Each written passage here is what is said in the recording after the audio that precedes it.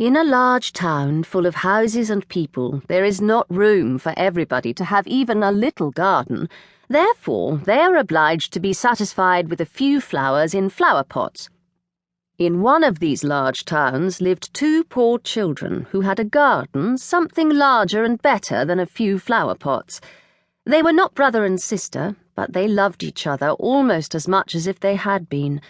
Their parents lived opposite to each other in two garrets, where the roofs of neighbouring houses projected out towards each other and the water pipe ran between them.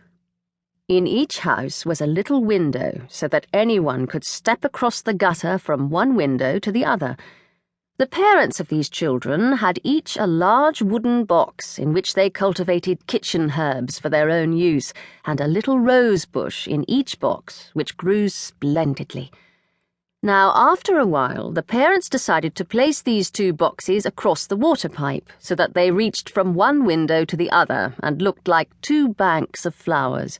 Sweet peas drooped over the boxes, and the rose bushes shot forth long branches which were trained round the windows and clustered together almost like a triumphal arch of leaves and flowers.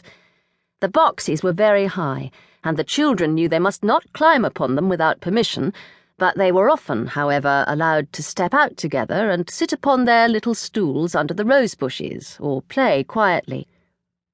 In winter, all this pleasure came to an end, for the windows were sometimes quite frozen over, but then they would warm copper pennies on the stove and hold the warm pennies against the frozen pane.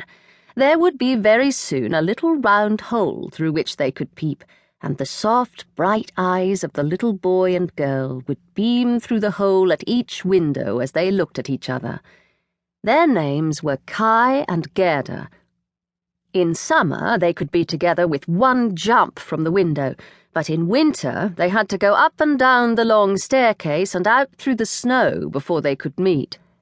"See, there are the white bees swarming," said Kai's old grandmother one day when it was snowing. "Have they a queen bee?" asked the little boy, for he knew that the real bees had a queen. "To be sure they have," said the grandmother. "She is flying there where the swarm is thickest. She is the largest of them all, and never remains on the earth, but flies up to the dark clouds. Often at midnight she flies through the streets of the town and looks in at the windows. Then the ice freezes on the panes into wonderful shapes that look like flowers and castles." "Yes, I have seen them," said both children, and they knew it must be true. "Can the Snow Queen come in here?" asked the little girl. "Only let her come," said the boy. "I'll set her on the stove, and then she'll melt." Then the grandmother smoothed his hair and told him some more tales. One evening, when little Kai was at home half undressed, he climbed on a chair by the window and peeped out through the little hole. A few flakes of snow were falling, and one of them, rather larger than the rest, alighted on the edge of one of the flower boxes.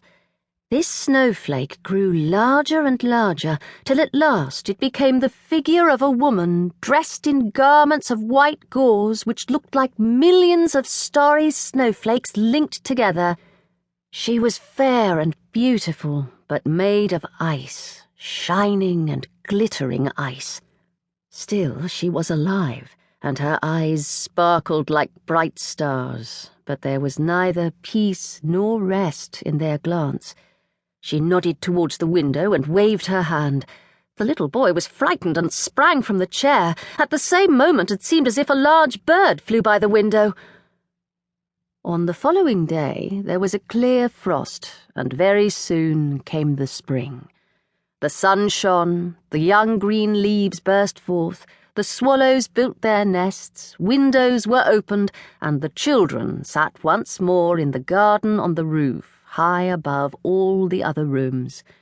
How beautiful the roses blossomed this summer!